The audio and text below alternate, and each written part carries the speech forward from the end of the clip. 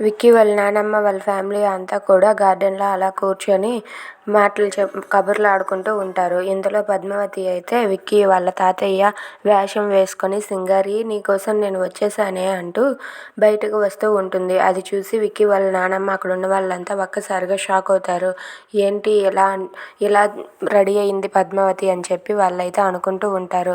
ఇంతలో సింగారి అని చెప్పి పద్మావతి అయితే అందరినీ పిలిపించి హోలీ పండుగ అయితే జరిపిస్తూ ఉంటుంది. ఇక అందరూ కూడా ముఖానికి రంగులు పూసుకొని హోలీని జరుపుకుంటూ ఉంటారు. అది చూసి విక్కీ వాళ్ళ నానమ్మ అయితే కోపంతో రగిలిపోతూ ఉంటుంది. ఎవరిని అడిగి ఈ వేషం వేసింది పద్మావతి, నాకు చాలా కోపంగా ఉంది అని చెప్పి పద్మావతి అంటూ గట్టిగా అరుస్తుంది. ఆ అరుపుకి పద్మావతి అయితే ఒక్కసారిగా షాక్ అవుతుంది. ఏంటి బామ్మగారు ఏమైంది అని చెప్పి అంటే నిన్ను ఇలా ఎవరు రెడీ అవ్వమన్నారు అని చెప్పి బామ్మ అయితే గట్టిగా అరుస్తూ ఉంటుంది. అది చూసి విక్కీ, అరవింద, పద్మావతి అయితే అలా చూస్తూ ఉండిపోతారు. ఇక పద్మావతిని బామ్మ ఏమంటుంది? Thanks for watching friends. Please subscribe our channel. Thank you.